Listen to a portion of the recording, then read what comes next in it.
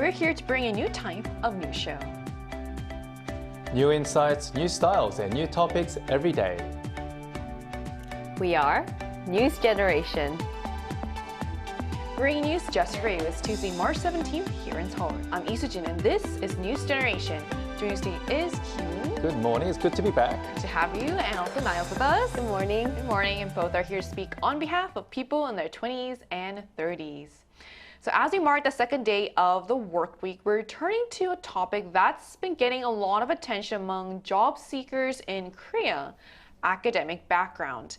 So with competition for jobs remaining fierce, many are asking whether the name of the university on a resume still plays a decisive role in the hiring process. So in your opinion, Kyun, how much does your university matter when it comes to getting hired here in Korea? I think it matters a lot, and it plays a big role, especially here in Korea, considering how much Koreans put importance on educational background from such an early age. In an article that I read recently, SK Hynix and Samsung Electronics were the top two companies that young people wanted to work for.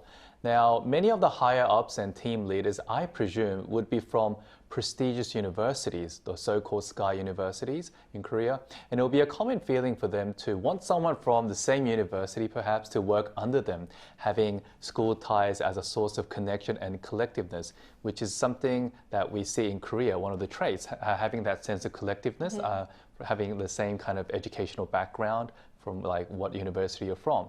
Now, although it's not as common and evident to see a preference for having school ties nowadays, it still exists in the hiring process, especially in top companies. So that's one of the reasons why I haven't applied for Samsung and SK Hynix yet. Yeah, I think that is a reality in a lot of cases because there's a sense of wanting to belong in a group, and then one of the things is university, Right. Unfortunately. So what are your thoughts on this?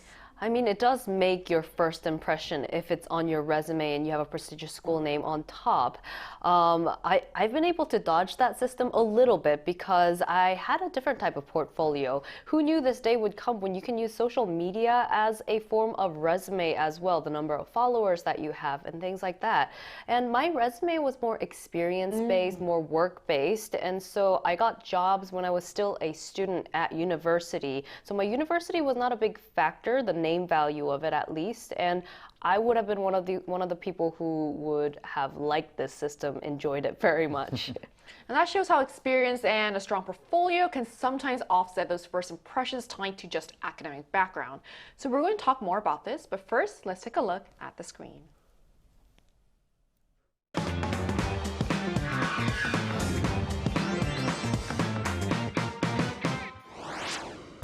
The criteria used to evaluate job applicants have long been a subject of debate. One factor that continues to draw attention, especially in Korea, is the university someone graduated from. Today on News Generation, we take a closer look at the recently proposed anti-academic background discrimination bill, whether similar forms of academic elitism exist overseas, and what impact this legislation could have going forward. As we just saw in the video, academic background remains a sensitive topic in Korea's job market, and a newly proposed bill is now aiming to change how that information is used in the hiring process. So what exactly is a newly proposed anti-academic background discrimination bill? It is a fairly long name for that bill, but under the current law, companies are not allowed to ask job applicants for information that is unrelated to their job ability to perform the job tasks. For example, employers cannot ask about an applicant's physical appearance, height, or weight. They're also prohibited from asking about a candidate's birthplace, marital status, or personal assets, along with the education, occupation, or wealth of the applicant's family members, as these are all considered irrelevant to job performance.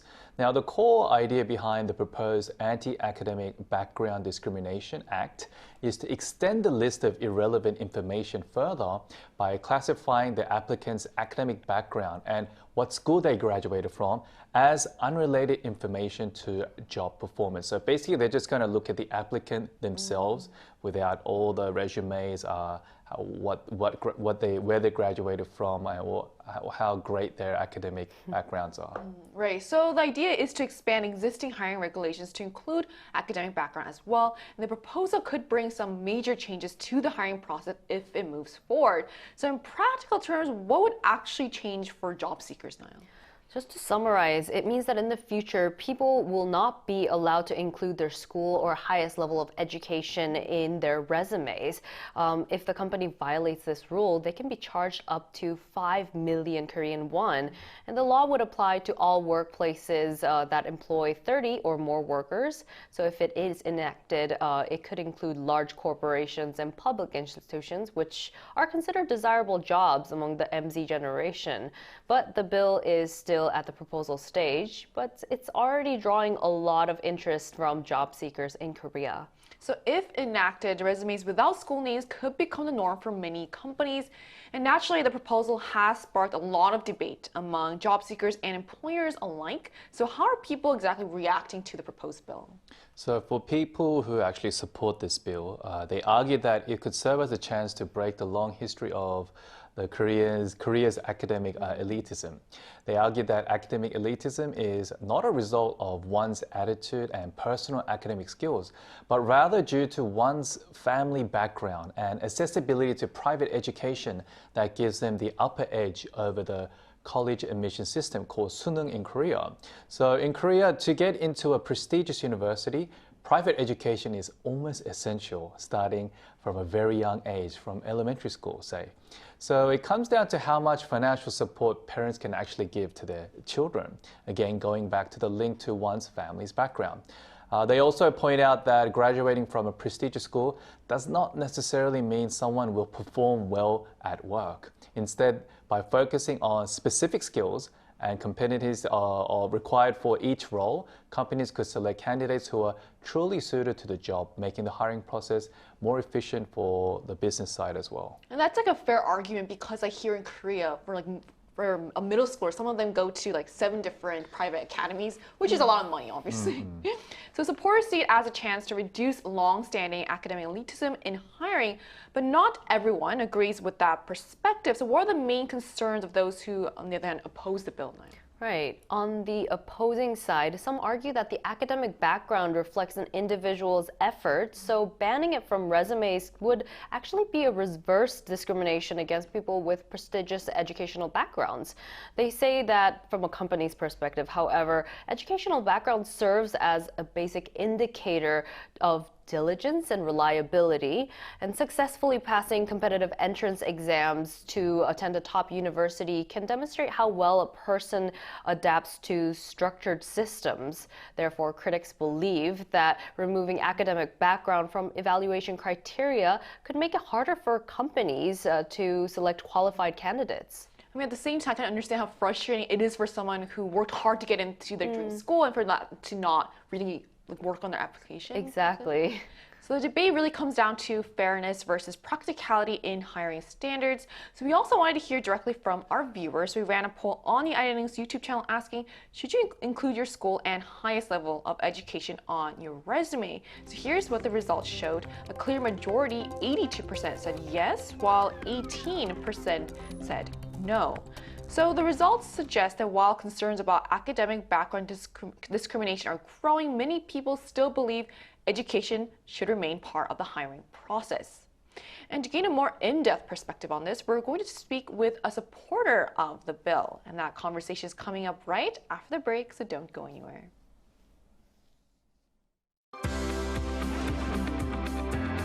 NewsGen wants to hear from you.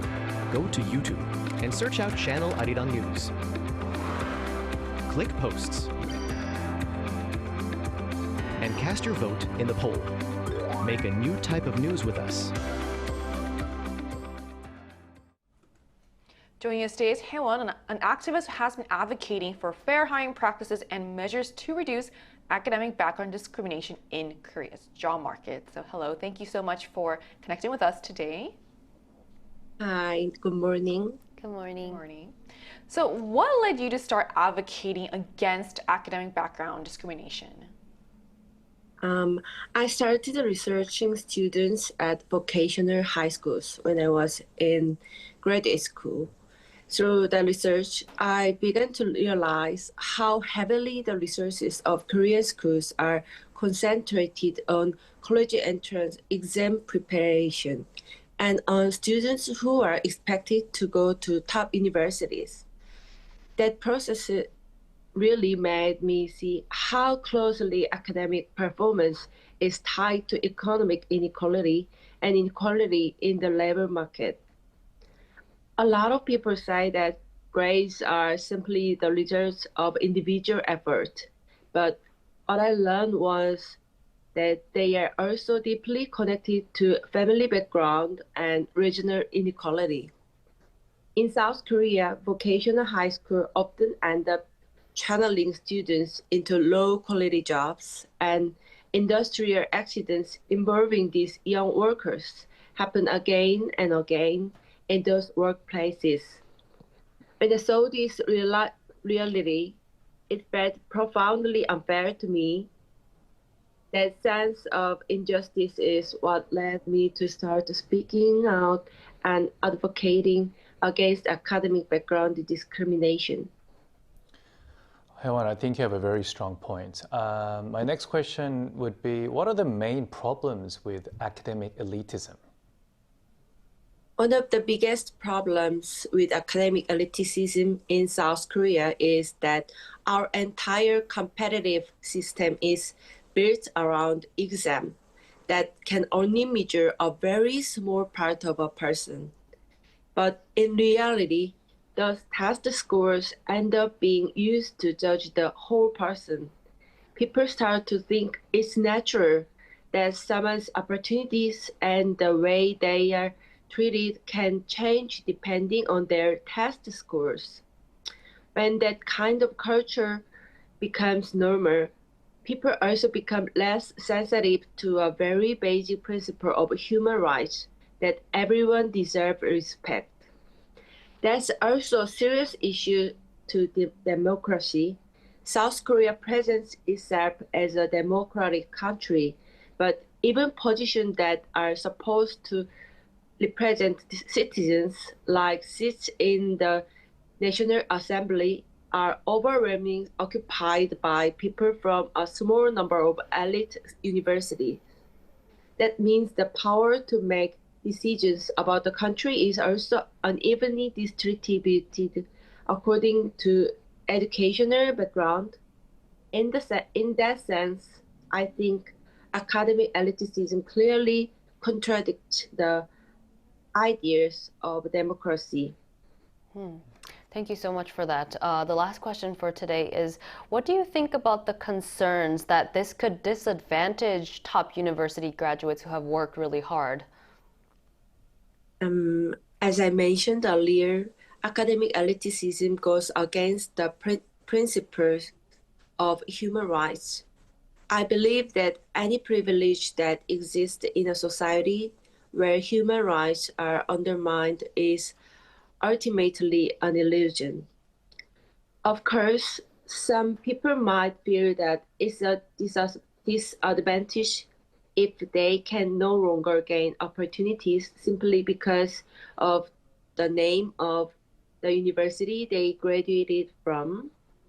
But in my view, going to a prestigious university is already a form of advantage because it means you had access to a certain kind of education.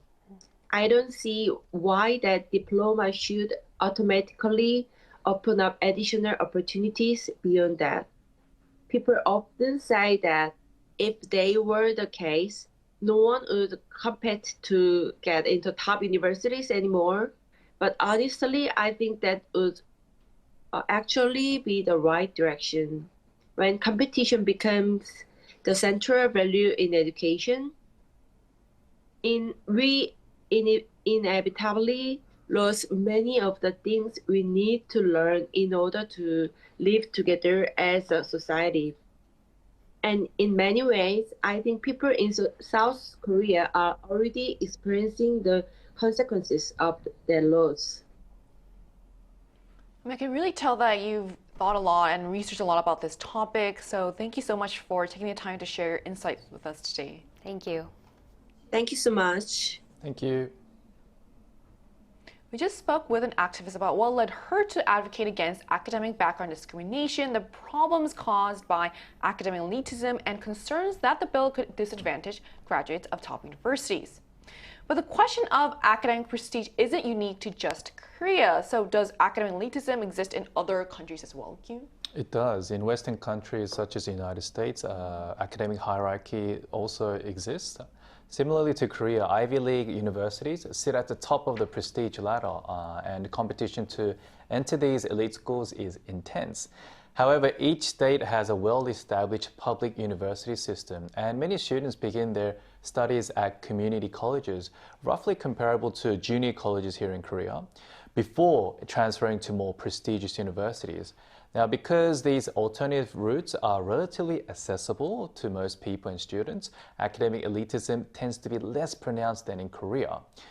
Europe shows a similar pattern. In the United Kingdom, universities such as Oxford and Cambridge that we all know sit at the top of the academic hierarchy, while in France, the prestigious Grand École, literally meaning great schools, distinguishes elite private universities from public ones. Now, distinctions between more prestigious and less prestigious institutions certainly do exist across the world. However, academic background is generally not treated as an absolute determinant of a person's opportunities when getting hired at a company. Right, so while academic hierarchies do exist in the West, they may not look exactly the same as they do in Korea, and the situation can look quite different in other parts of Asia. So how does academic elitism look like in nearby East Asian countries? Right. It looks very similar. East Asian countries like China and Japan also have very strong academic credentialism, similar to Korea. For example, in Japan, educational background is extremely important in a large company recruitment. And even for people who enter politics, their university background is frequently and discussed and scrutinized. China also shows a similar pattern. Just as Korea has the CSATs or 수능, they also have a decisive exam, and the college entrance exam is called the Gaokao. It has a huge impact on the student's future life. Many students struggle intensely to get into the top universities like Tsinghua University and Peking University. So it looks like Korea is not alone in this process, especially within East Asia. So with these perspectives in mind, attention is now turning to what the proposed law could actually change. So what impact could this bill have going forward? Now, although this bill has not been passed yet, the very fact that such discussions are taking place may suggest that many people in Korean society recognize the harmful effects of academic elitism. Going forward, many hope the debate will continue to expand so that academic background no longer serves as an absolute yardstick by which individuals are judged, but just as, I guess, extra points interviews can look at. And at the end of the day, I think companies can only tell how good a worker is once they actually work with them in the office. So no matter how awesome someone's resume look like on paper or how confident the interviewer may be in the interview, it really depends by actually working with that person. But on the other side, I think for some institutions, they need to really find like the top tier, I guess, people in society. For example, researchers, scientists, mathematicians, experts in certain fields. Because of these people, they actually come up with all these incredible new technologies, innovations, and like finding maybe vaccines that can help billions of people. So in certain areas, we do need like the top tier smart students and people in society, and to find those people, I guess we may need to look at people who graduated from prestigious universities. But in general, in a democratic society, I think everyone needs to have a fair chance of getting hired, regardless of their educational background. I mean, you made a really good point earlier about how companies can only know for sure when they actually work with these applicants, but that's not the case, which is why I feel like turning to looking at what the university that they graduate from is like the easiest way to go by. But yeah, I mean, it's important to look at their skill sets. So what are your thoughts on this? I think it's a great attempt and step forward, but if applicants are no longer allowed to list their educational background, job seekers may end up spending additional money to build similar credentials equal to this, such as overseas experience or language test scores. And while the negative effects of the academic credentialism should certainly be addressed in our society, people who spent years in their school years working diligently should not end up facing unfair disadvantages and perhaps getting a job in that field. So I think there's many other aspects that we need to add on top of this policy that they suggested. Right, so as today's discussion shows, academic background remains a powerful factor in Korea's job market. So while some see it as a measure of effort and achievement, others argue it reinforces inequality. It's a debate that is likely to continue as society looks for a more balanced approach. And that brings us to the end of today's episode of News Generation. But News Gen will be back tomorrow at 10:30 a.m. Korea time with more stories and discussions. A big thanks to Q. It was great being here. To have you and also Niall. No problem. And to our viewers, thank you so much for watching. Hopefully this reminded you that when it comes to hiring, a diploma may open the door, but it's still worth asking how wide those doors should be. We are News Generation.